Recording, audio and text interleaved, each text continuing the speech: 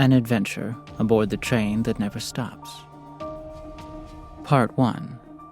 An Iron Will. After our work in Forest Hills, in the discovering of the missing Dr. Marsden, it was clear Ezra was upon a definite path of becoming an investigative consultant. Indeed, the next 6 weeks saw us assisting some 4 or 5 new clients with minor personal problems, from missing jewelry to misrepresented art.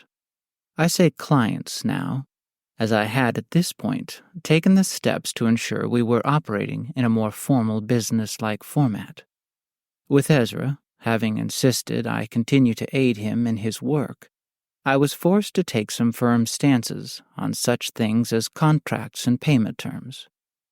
Maybe it is my more orderly mentality or my less indifferent nature in comparison to Ezra, but I felt circumstances should be made explicitly clear to both client and consultant. With reluctance, Ezra at last agreed to this, with the stipulation that if these things were to be done, I would be the one doing them. I felt this arrangement fair, considering he would be accomplishing the lion's share of investigative work. Nevertheless, I shall proceed to the next of our significant adventures, which brought us again within the realm of the Atlantean project. We were now in the midst of June, and I had very recently completed the writing of a paper on the modern history of transportation, as it related to society and communication. It had been challenging for me to constrain my scope with this project, due to the many and varied drastic changes which had occurred over the last century. Ezra had been away for several days on a speaking engagement concerning his work on terrain adaptive algorithms for better recognizing important features on ground scans, a work he had recognized required more attention after our Martian adventure. Thus on this day, as I rested my eyes by the sun-filled window and felt myself drifting comfortably to a doze, I was startled to find the door suddenly flung open and a hurried body rush into the room and disappear down the hall. I had barely been able to see the figure for an instant before it was out of sight. This unexpected event, of course, at once jolted my dreamy mind into alertness, and I shouted out in a barely controlled panic, "Who's there?" There was no response, aside from a rummaging sound in one of the rooms off the hall. Then silence a moment. I considered what I should do, when abruptly a face peered around the corner saying, "It's me, John. Who else would it be?" Relieved to learn it was only Ezra, my alarm shifted to surprise as I said, "You're home early." He strode across the room and began going through things on his desk as he said, "That's right, John, but only briefly. You and I must leave at once. Come, pack a light backpack for a couple of days."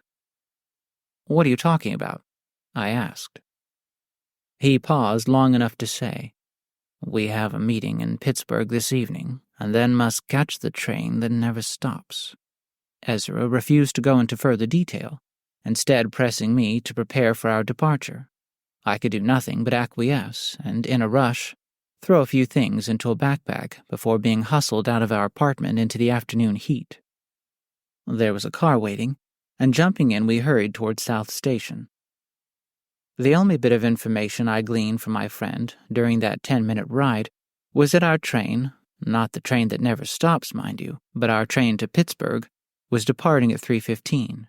We had left Beacon Hill at 2:45, and needless to say, my anxious mind then could do nothing but check my watch incessantly and make mental calculations based on our progress. Meanwhile, Ezra sat as calmly as ever staring out of the side window. Once at the station, we made a mad dash for our platform. Only our intimate familiarity with this terminus allowed us even a chance to make our train before departure. South Station can be crowded, but fortunately, Tuesday afternoon is not a particularly high-traffic time.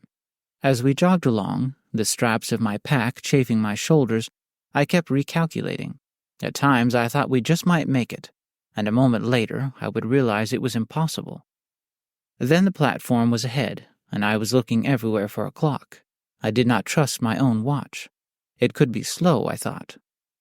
The platform was empty, Everyone had already boarded the train or departed the area. I knew any moment the doors would close, and the great aluminum serpent would glide rapidly away from us. Sweating and puffing, I spurred forward. Ezra, the faster of us, made it first, and then, turning, looked out expectantly at me. The doors were beginning to close. With a grunt, I made the last few leaps and crossed the threshold. The shrinking gap I had just slipped through sealed close behind me. Ezra and I looked at one another with smiles of relief, even as we began to feel the pull of the acceleration. Within a few moments, before we had even found seats, the train would be flying along at just under 100 miles per hour, and I knew that once we were out of the city, it would increase to over 250 miles per hour. It would take us only 2.5 hours to make the 550-mile trip on account of the then new direct line, which had connected Boston to Pittsburgh some few years before. Having caught our breath, I pressed Ezra about this hurried meeting. He eyed me from his relaxed recumbent position, the sunlight flashing intermittently upon his dark hair as we sped past the last buildings of Boston. "It's a little thing, maybe, John," he said at last. "Another friend of Mr. Decar's. However, unlike Dr. Marsden, this friend is at least on Earth, though maybe not for much longer.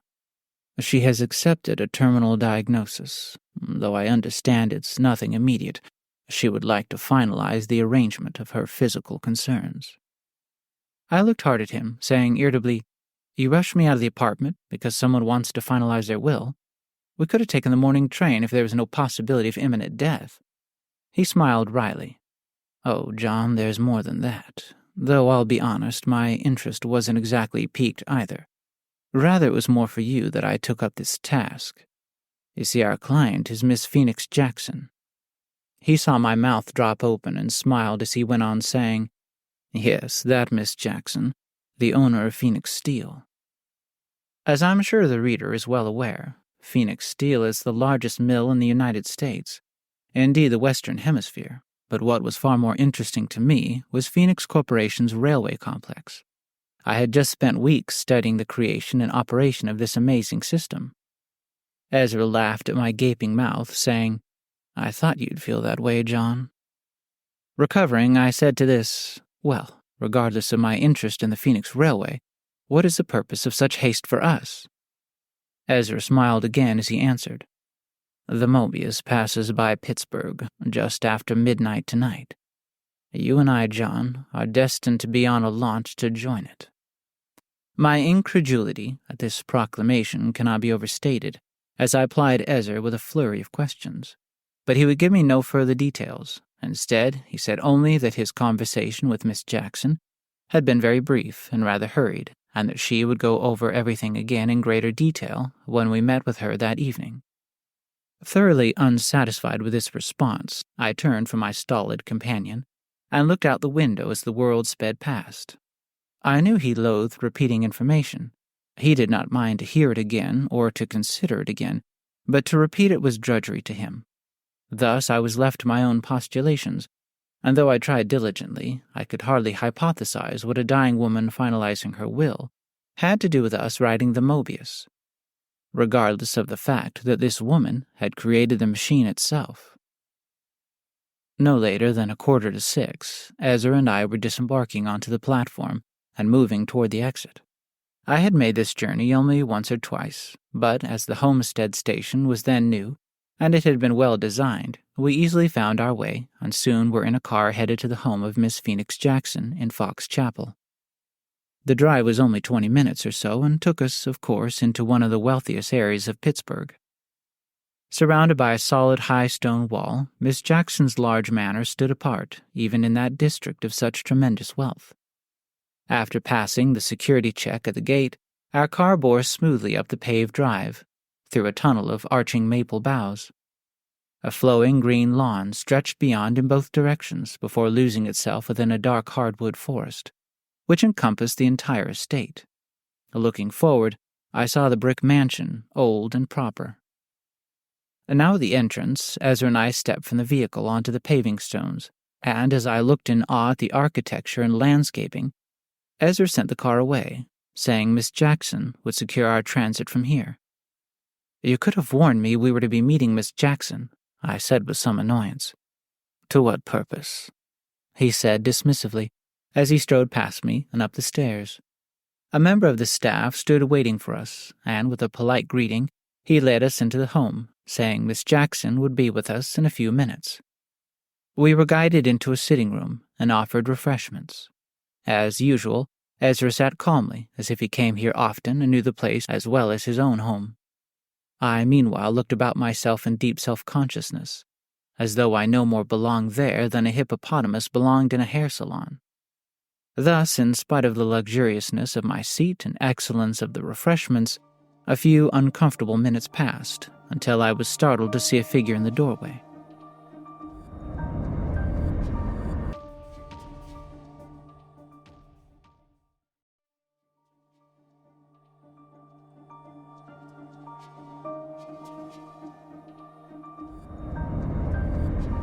I had not heard her step, but our host had indeed arrived, and stood silently studying the two of us. As she looked upon us, I looked upon her, this great steel magnate that had come from nothing to become one of the greatest industrial dynamos of our age. Miss Phoenix Jackson was then in her mid-90s, still tall and firm, her shoulders straight and refined, her majestic sable skin only a few shades paler than the photos I had seen of her in her youth, and her amber eyes, mesmerizing with their clarity and depth, gave evidence of the alert, commanding mind that peered out at us.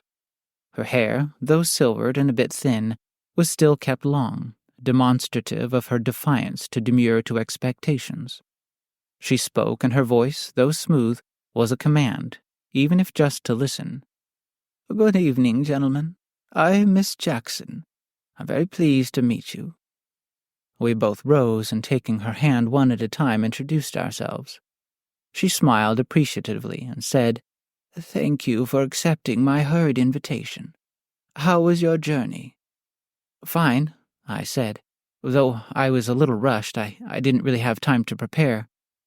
I said this as a way of excusing my informal attire, but she mistook me, saying, "Yes, I'm sorry to have made such an urgent request. I was speaking of my situation to Atlas, complaining really when he told me I must contact the two of you at once, promising you could help me." "I didn't intend it that way, Miss Jackson," I said, trying to apologize, but she waved my words away. Striding fluidly into the room, the skirt of her dress flowing gently behind her, she took a seat opposite the two that Ezra and I had previously occupied. With a tilt of her head, she directed us to resume our seats. As we settled in, she began speaking.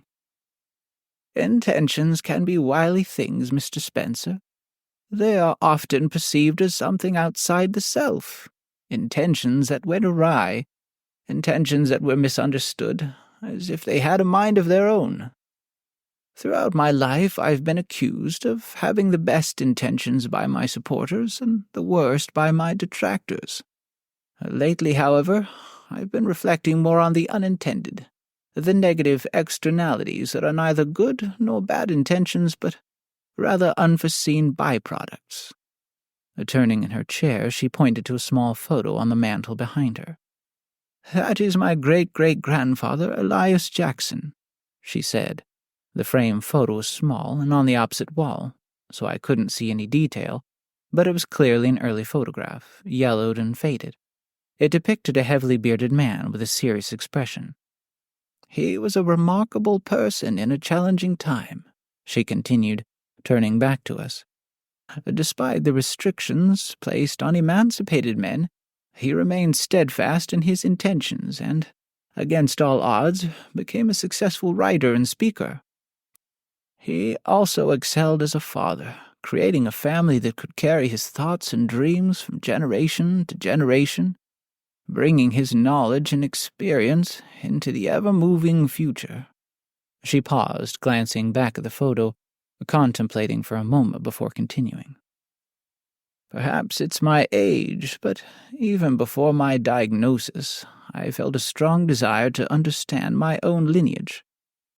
I want to know where this old mind came from and how I relate to its past.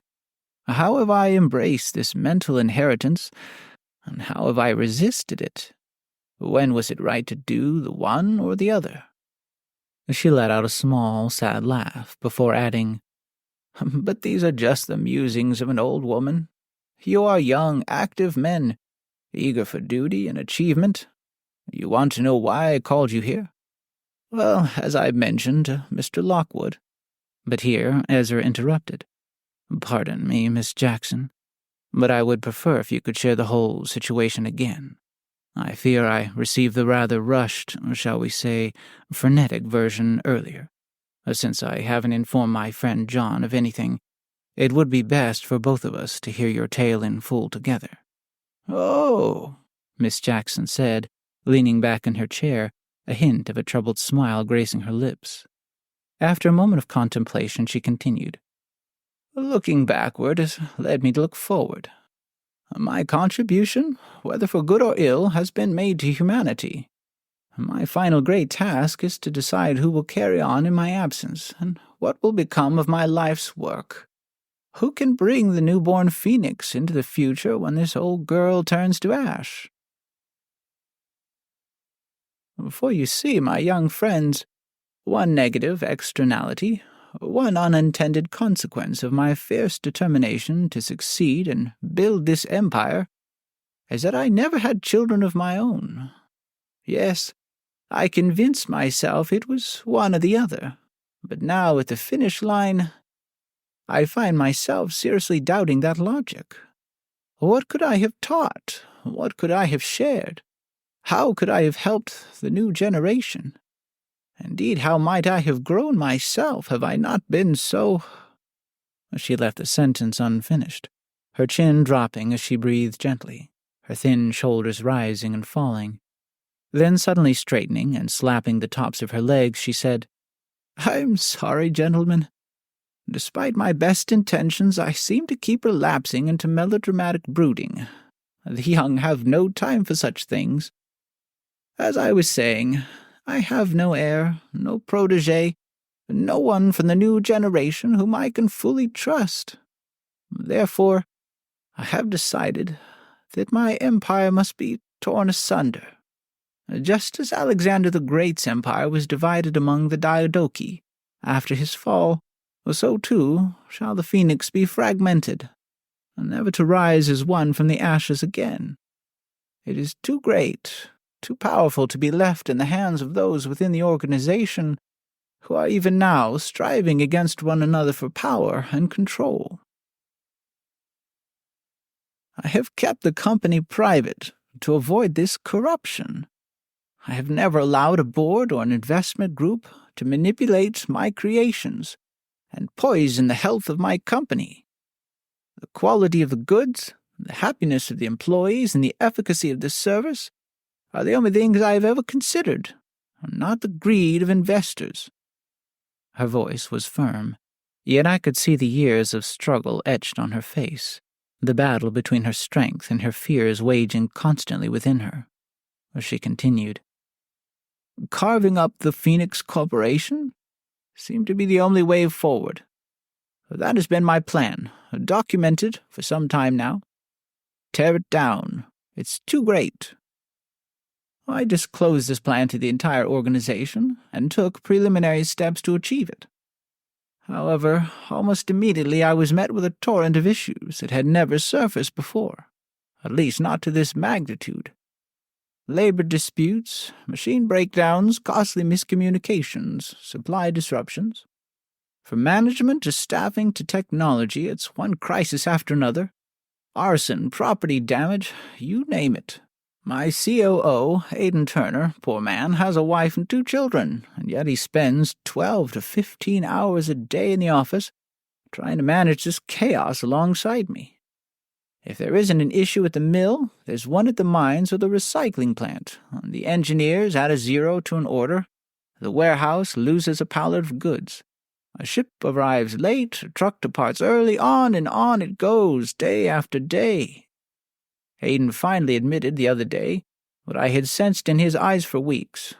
He said it was my plan to split the company that has caused all the issues. Panic among the workers, panic among our customers, panic among our suppliers. Miss Jackson sighed heavily, the weight of stress and doubt evident in her demeanor. I remembered that all this turmoil was being heaped upon a woman already grappling with a terminal illness, and I wished I could somehow lighten her burden. With a self-deprecating smile, she continued, "But that has little to do with why I asked you two here. Just setting the scene, I suppose. The latest concern has been a young woman, a Miss Sophie Ellis. Yesterday she confronted me as I walked to my office, rattling off a litany of claims about the Möbius. She said she was a reporter investigating how it had displaced people, harmed animals, manipulated and monopolized local economies, and scarred the earth." As Miss Jackson recounted these accusations, her smile grew, ending with a laugh. "And she was wonderful, fierce and determined. I saw myself in her like a mirror from many decades ago. Alas, I had nothing to say to her, though. I admired her passion, but her claims are old news, of no concern to me." Yet, just before I entered the building, she added, "You're robbing your own train, and I will expose you." That caught my attention. I turned to her and asked for proof. She replied that she would give it to me if I would meet her privately.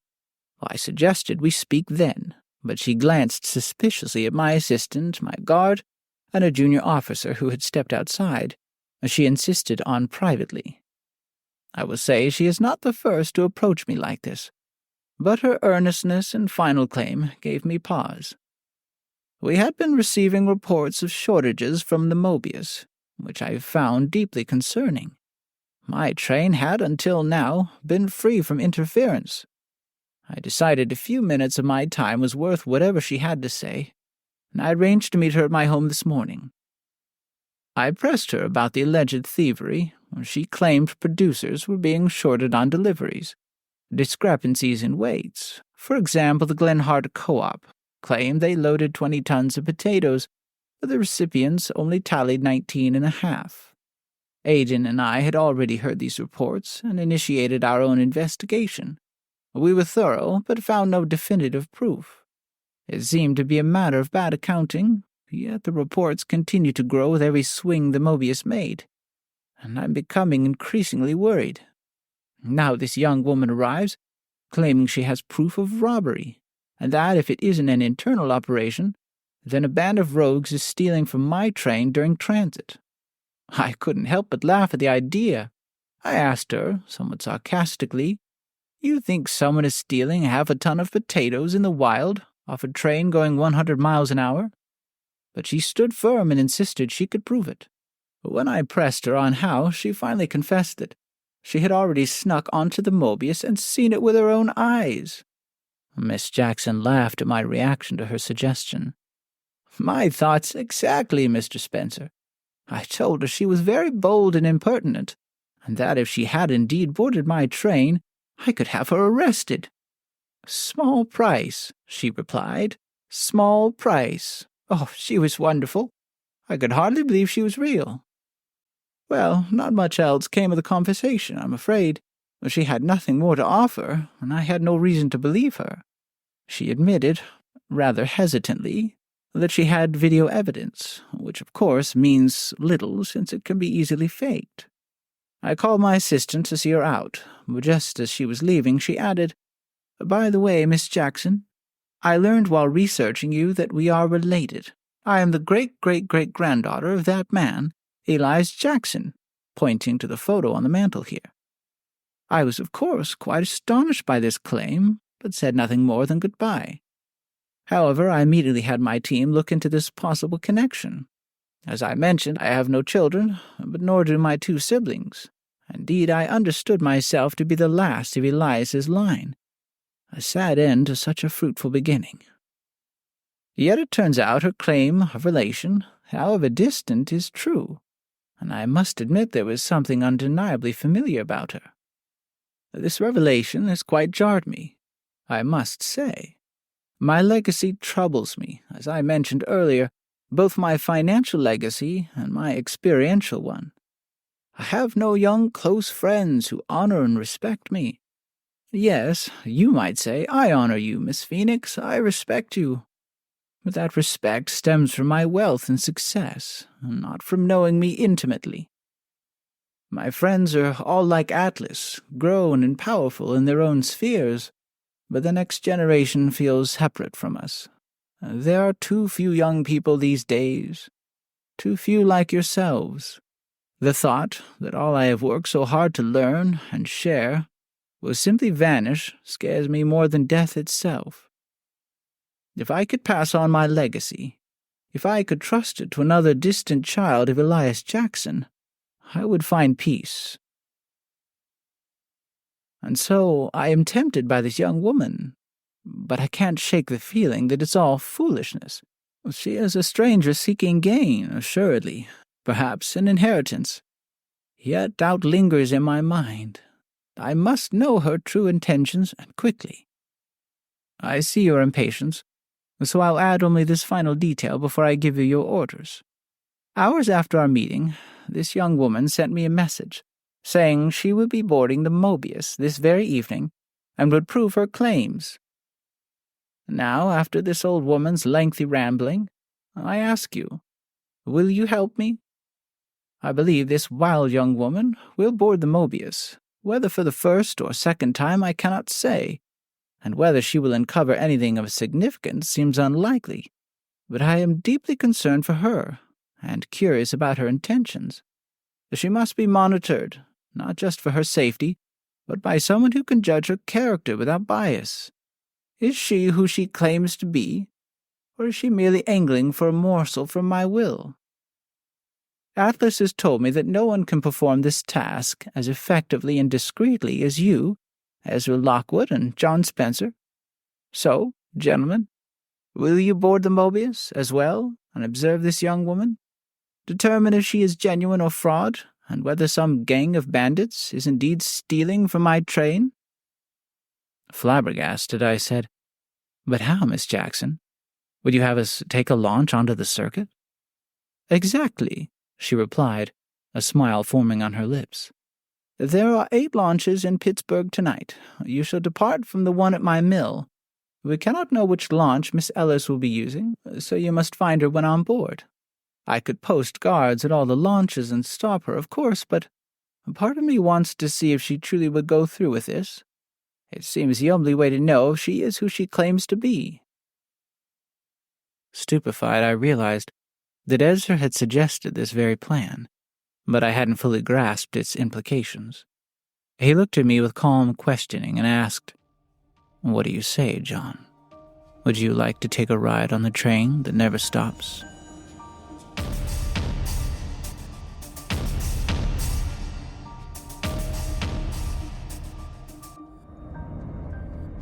Thank you for listening to the Atlantean Mysteries. I sincerely hope you enjoyed this episode.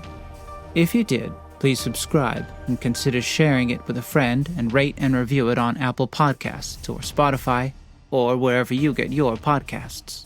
To learn more and to connect with this project, you can find us on most social platforms by searching for the Atlantean Mysteries, and on our website www.theatlanteanmysteries.com. For information, suggestions, promotion, and reproduction, please send an email directly to hello@theatlanteanmysteries.com.